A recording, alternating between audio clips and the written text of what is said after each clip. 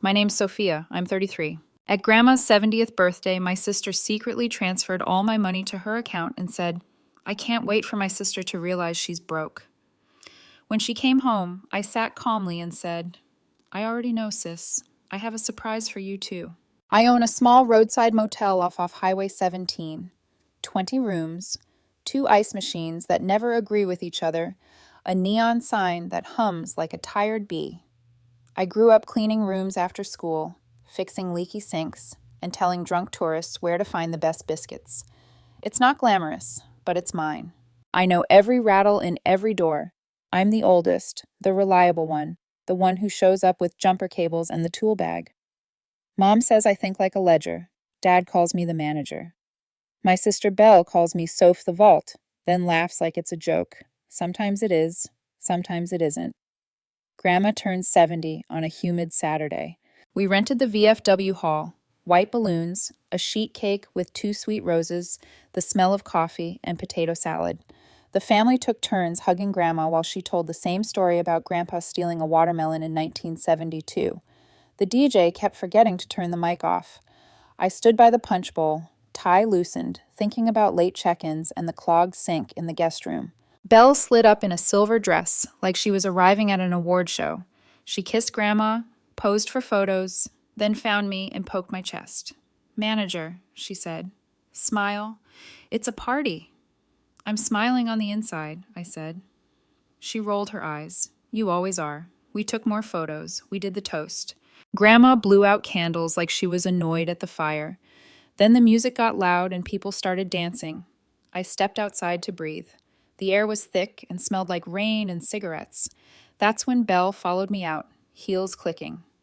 Big day tomorrow, she asked. Always, I said. Sunday turnovers. She leaned on the railing, looking pleased with herself. I can't wait for my sister to realize she's broke, she said softly, like it was a tease. I blinked. What? She smirked. You heard me. I stared at her. The parking lot lights flickered. Somewhere inside, someone yelled, Cha, slide! And Grandma booed. My stomach did a weird drop like the elevator skipped a floor. Say it again, I said. Belle's smile widened. Don't worry, Soph the Vault. It's just money. You're good at making more. She slid her phone back into her purse and added, Enjoy the party. Then she walked back in, hips swinging, leaving me with the hum of the neon sign in my head and the taste of metal in my mouth. I didn't chase her. I went back to refill Grandma's punch and to take photos of her dancing with my dad. I laughed in the right places, but the words didn't leave. They sat in my chest like a coin lodged in a drain. That was the first spark. I didn't know yet what it would light. Owning a motel sounds simple until you do it. Every toilet that runs is $1 down the drain. Every towel that vanishes is $2. Weekdays are construction crews paying cash. Weekends are families and arguments about pets. I keep my books tight. I learned the hard way that one bad month can swallow 3 good ones whole. I didn't start with much. Dad had the land, a sagging L-shaped complex he bought when I was 12 because someday the highway will explode. It didn't. I exploded. I skipped college after 2 semesters and came home to paint rooms, patch roofs, and turned someday into today. I refinanced twice, begged a bank manager named Alonzo to believe in occupancy rates, and sold my truck to replace a boiler that died on Christmas Eve. I slept in the office for 2 years. I ate more vending machine dinners than I'd admit. Belle, she's 28, a storm in eyeliner. She tried real estate for a minute, then a boutique, then influencing. She lives like money is a story that always ends well. When it doesn't, she calls me. Just until Friday. Soph, she'd say, I wouldn't ask if it wasn't important. Friday turned into next month. Next month turned into my mom texting. She's having a hard time. Can you cover her car note? You're so good with money. I grew up with the lesson, be a good sister. It's a lesson that turns your pockets inside out. 3 years ago, I formalized the motel, new LLC, new accounts, a small business line of credit, a payroll service because I was tired of worrying about tax deadlines in my sleep. I added my dad as a limited partner, 5%, because he still mows the back lot and keeps the ice machines feeling guilty. I did not add Belle. I did, however, let her use the front desk computer sometimes for printing. It felt harmless then. My family thinks I'm stingy because I tell the truth about money. We can't afford that, Mom. That rate is below cost, Dad. No, Belle, you can't host a pop-up in my lobby on Memorial Day weekend. They call it negativity. I call it keeping the lights on. The week before Grandma's party, things were tight. August heat scares off two kinds of travelers, the careful and the broke. The AC units were gulping electricity. A vendor doubled the price on laundry detergent. My line of credit ticked up, then down, then up again, like a tired heartbeat. I'd been up late running numbers.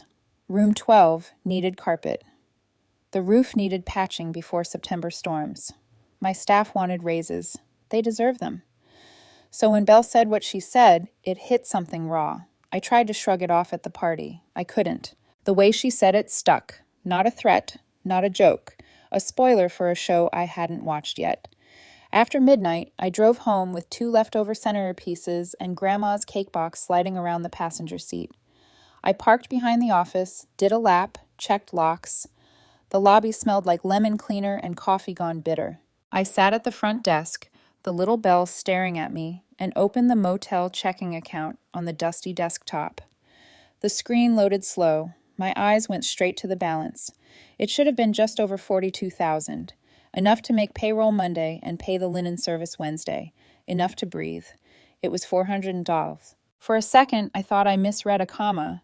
I rubbed my eyes and looked again. 4-1-2. A trickle of transactions, stacked like falling dominoes. 10 transfers, all in the last 2 hours. All labeled internal. All out to the same bank. Same name, Belm. Fulton. My throat went dry. I scrolled faster. 10 transfers staggered at weird amounts. $4, $800, $3,200, $5,000, like someone was dancing just under automatic flags. Several labeled Vendor ADJ in the memo. One labeled Refund. One labeled Linen Reversal. All in-house, all from my motel's operating account. My hand shook. I clicked details. The authorization user displayed in gray letters. Desk Terminal 1. Admin Belle Fulton. I pushed away from the chair. The room swayed, then snapped into focus. I hadn't set her as admin. She wasn't even supposed to log into the bank portal. The front desk computer had a saved bookmark for deposits only. How? I could hear her voice again on the deck at the VFW. I can't wait for my sister to realize she's broke. I called her straight to voicemail. Real, I said. Call me now. I called again. Nothing. I sent a text. This is not a joke. Call me. 3 dots appeared, then stopped. Then nothing. I called the bank's after-hours line. A man with a kind voice told me he couldn't reverse online transfers until morning, but he could mark the account for fraud review. He said the word internal like it tasted bad. He locked the portal. He said, come in at 9 o'clock with ID. I said, I'd be there at 8. Then I call my mother. She answered on the 3rd ring, breathless. Don't yell, she said immediately. I haven't said anything. You sound like yelling. Where is Belle? Sleeping, I imagine. It's late. Sophia, she stole from me. A pause, a tiny sigh. Don't be dramatic. I stared at the screen. Mom, the motel account is empty. She borrowed. Families help each other. You act like you're a bank. I am a business. You always make it about business. I let the silence stretch. Finally, she whispered, she said you locked her out of your life, so she did what she had to do. What she had to do. I repeated, Mom, payroll is Monday. I have 13 people who expect checks. My mother's voice tightened. Why do you have so many employees? Because I run a motel. Belle said you'd make it back in a week. You always do. You're talented. My chest burned. I hung up before I said the thing that would end us. I stared at the ceiling tiles until a small brown stain looked like a hole. At 2 o'clock a.m., my night clerk, Miguel, knocked on the office door, holding a lukewarm coffee. You good, boss? I swallowed. Go home, Miguel. I've got it. He left the coffee anyway. I pulled the chair back, opened a blank spreadsheet, and started listing names, staff, vendors, dates. I wrote Monday, payroll in all caps. I wrote Wednesday, linens. I wrote Thursday, utilities. Then I wrote Belle and circled it twice. Morning would come, so would guests checking out, a bus full of retirees, and a couple complaining that the AC in room 3 smells like rain. Life wasn't going to pause because my sister wanted to play entrepreneur with my ledger. I told myself I'd breathe in the morning. I didn't. I turned off the lobby lights and waited for sunrise with the soda machine humming behind me like a lullaby I couldn't hear. At 8:03 a.m., I was at the bank with a file folder and a headache that felt like it had teeth.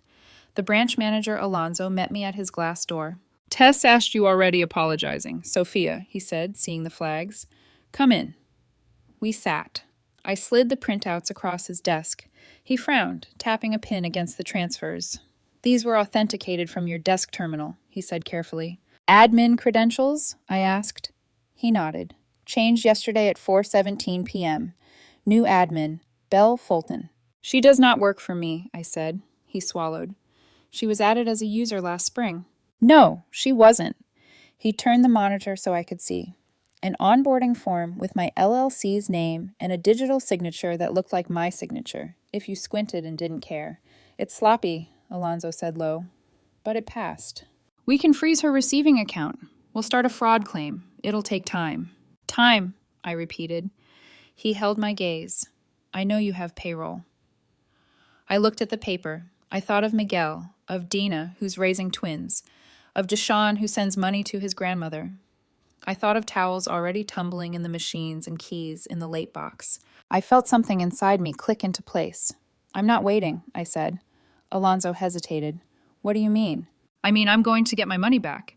He inhaled like he was going to give me a speech about process. He didn't. He slid a notepad toward me. "Document everything," he said. "And, Sophia, don't go alone." I didn't. At 9:41 a.m., I drove to my parents' house with 2 people. My friend Tessa, she runs a bookkeeping service and looks like a kindergarten teacher until she opens QuickBooks like a scalpel, and a man in a navy blazer with a calm face. His name is Marcus. He's my lawyer. I didn't call ahead. The front door was unlocked. The house smelled like lemon pledge and last night's garlic bread. Mom appeared in the hall, hand on her chest. "Sophia, you can't just—" "Where is she?" I asked. Mom's eyes flicked behind me, clocking Tessa and Marcus. "What is this? Where," I repeated, "is Belle?" Belle walked down the stairs in a robe like a runway model playing casual. She saw Marcus's briefcase and smiled too wide. "You brought a lawyer for family?" she said, mocking. "That's sad." I kept my voice level. "Put on real clothes. We're going to the bank." She laughed. "No." Tessa lifted her phone, thumb hovering. "We have the transfer chain, Belle. We have the admin change, the forged signature, the desk terminal logs, and the receiving account numbers. If you don't return the funds now, we file criminal." My mother gasped. "Criminal? Over a misunderstanding?" Marcus stepped forward, tone soft, like he was explaining the weather. "Mrs. Fulton, your daughter executed an unauthorized transfer scheme from a business operating account. The amounts and the structuring pattern strongly suggest intent to evade flags. We're here to resolve it quietly, today." Belle tilted her head. "You think I'm scared of court?" "I think you're scared of discovery," Marcus said. "Subpoenas, screenshots, messages to your friends about free motel money, the ones you deleted but didn't really delete. I think you're scared of how fast this goes from family argument to felony. I think you like your apartment and your passport and your phone." Her face shifted. "Not fear calculation. You can't prove anything," she said. Tessa tapped the screen. "You logged in from the front desk PC. The webcam at the lobby catches everyone who walks in after hours. It backs up to the cloud. Want to guess when the last footage uploaded?" Silence. I exhaled. "Belle, I will not be your bank. I will not be your alibi. You have 2 hours to move every dollar back. Then we decide if we press charges." Mom stepped between us, hands up. "Sophia, stop. She's your sister. She is a thief," I said, and my voice finally broke, "and I am done." For a second, nobody breathed. In the silence, Belle's phone buzzed. She glanced down, thumb flicking, a flash of panic crossing her face like a shadow. Marcus nodded toward the kitchen.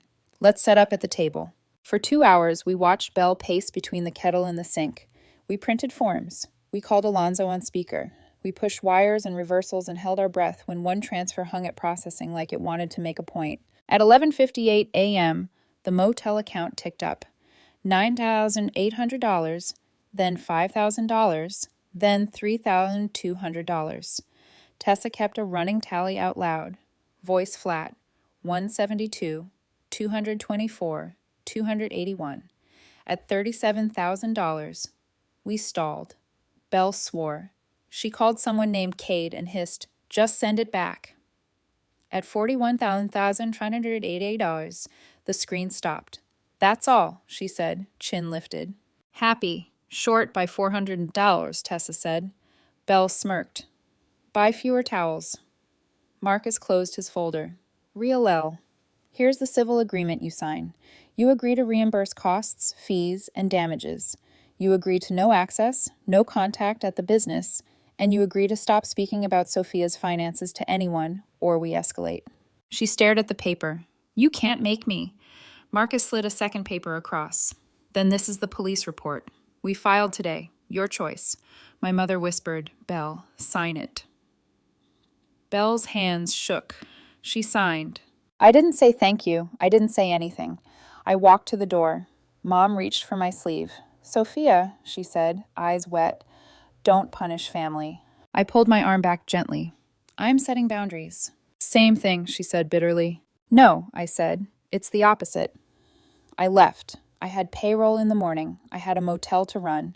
And for the first time in a long time, I had a line I wasn't going to cross for anyone. The motel breathed that afternoon like nothing had happened. Keys slid across the counter. A boy asked if we had a pool. A woman argued about late checkout like her daughter owed her more hours. Normal is a miracle when you've been staring at the edge. I paid my staff on time Monday.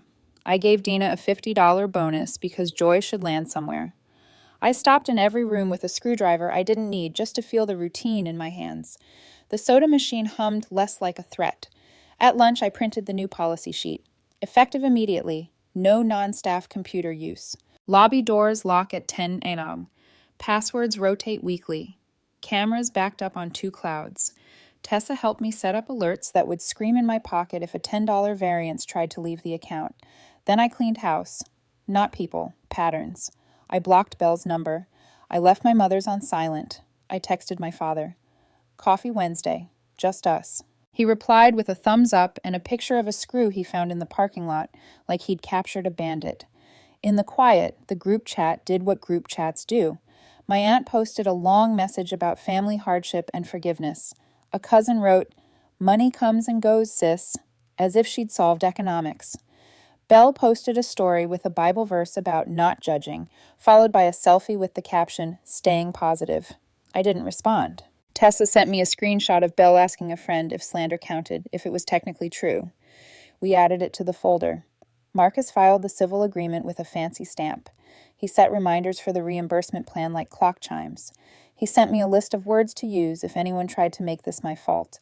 Boundary, harm, restitution, big words that felt like locks I could hold. That week, the motel felt lighter. Or maybe I did. Miguel told me a joke about a raccoon that I laughed at too hard. I fixed a hinge by listening to it instead of muscling it. I slept. Real sleep. The kind where the neon hum is a lullaby, not a warning. Wednesday, Dad came by in his work boots and Sunday hat. He held the screw like evidence. "Found this near the ice machine," he said. "One of the bad ones, I said. He nodded. We stood by the soda machine until he cleared his throat. "Your mother says you embarrassed your sister," he said. "I save my staff's paychecks," I said. He looked at the floor. "She says you brought a lawyer into her house." "I brought a door that never slams," I said. "That's what lawyers are." He turned the screw in his hand. "Your grandpa would have thrown her out the window." "I used a window with hinges," I said. He glanced up. The corner of his mouth moved. "Your grandma wants to see you." "I'll bring cake," I said. He put the screw in his pocket like a medal. "You did right," he said quietly. It was the first time I'd heard it out loud. On Friday, Belle tried a new angle. A long email arrived with the subject line, "Let's talk like adults."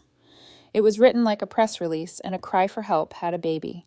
She said she only took what was owed from years of me gatekeeping the family money. She said she was building something. She said I humiliated her in front of Mom. She said I was obsessed with control. She said Dad prefers her. She said Grandma always liked me because I act old. She said everything except, "I'm sorry." Marcus read it and replied with 4 sentences. All further communication regarding this matter goes through counsel. For the signed agreement, defamatory statements will trigger immediate action. Do not contact my client directly. Then he added a smiley face in his draft and deleted it before sending. We're not that petty, not on paper. Still, I felt it. The anger, the old training, the part of me that wanted to fix the feeling in her voice, the temperature in our mother's kitchen, the version of me in their heads. That part has muscles. It lifts heavy things that aren't mine. I let it sit. I worked. I changed sheets in room 7 while the local radio DJ talked about a lost dog named Bingo with a distinguishing ear. I laughed alone and felt okay about that. Sunday, Grandma called the motel like she was ordering a pizza. "Bring your bones over," she said. I baked the good biscuits. I went. She's 70 and sharp, her hair white as the inside of a seashell. She poured coffee and watched me like I was a TV show she likes but doesn't trust. "Your mama cried," she said. "I know," I said. "Your sister shrugged," she said. "I know," I said. "You stood up," she said. "I did." She nodded once. "Good." We ate biscuits. She asked about the AC in room 3. I told her it smelled like rain. She grinned. I like the smell of rain. When I left, she pressed a small envelope into my hand. "For the neon sign," she said. "It's 1 letter away from pretty." I opened it in the truck. $200 and a note. "You're not broke. You're rich in spine." I laughed. I cried. Both felt like heat leaving. By month's end, things settled into a new normal. Business picked up with the cooler nights. A traveling softball team left the lobby sticky with victory. Deshawn managed to talk an AC into behaving by patting it like a horse. I replaced the O in motel with a brighter bulb, and Grandma said it looked like it was smiling. Belle kept trying to turn the story into a lesson about me. People with nothing to say love writing your motives for you. My aunt called to say family holidays would be awkward if I insisted on making legal things a personality. I said, "I'll bring my personality and a pie." She hung up. One night, a familiar car rolled slow past the lobby. Riel, windows down, music loud. She didn't stop. She just looked in like the motel owed her a flinch. I didn't flinch. I turned the no vacancy sign on even though we had 2 rooms left. Some things you do for the feeling. The next morning, 2 envelopes arrived. One from Marcus, the first reimbursement installment.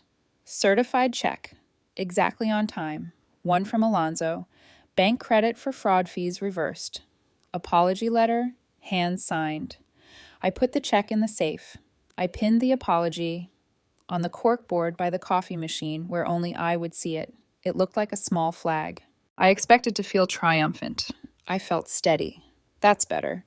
I sat in the office, door cracked, listening to the lobby. A kid asked Miguel if ghosts lived here. Miguel said, "Only the good ones." The neon hummed on the highway side. And inside me, something that had been bracing for impact finally let go. 2 months later, Grandma had us over again. Smaller crowd, more food. Belle skipped it.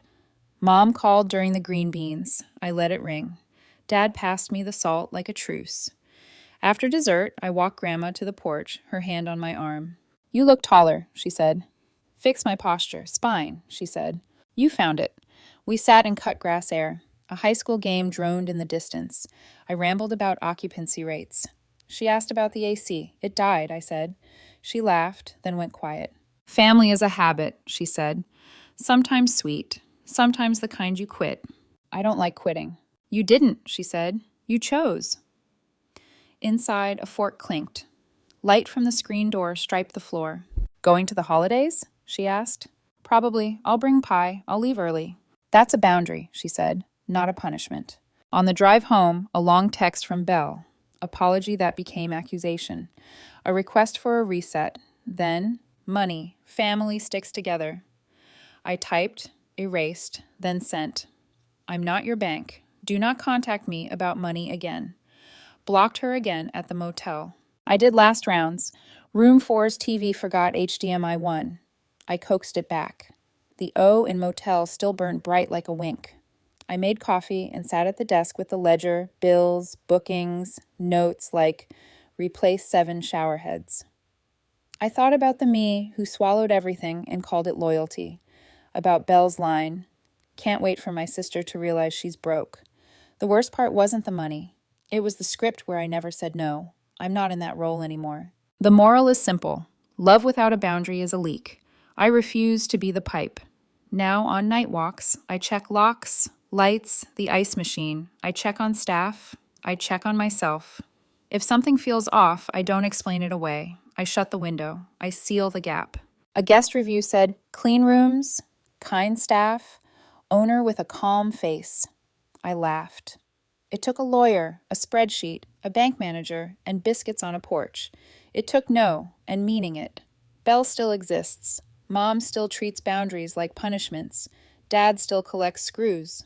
Life isn't a movie. It's ordinary in the best way. The sign hums. The books balance. Room 3's AC smells like nothing. Tonight a storm rolls in. The highway hisses. Neon glows. I lock the office, flip the sign, and say mostly to myself, I don't let people use me anymore.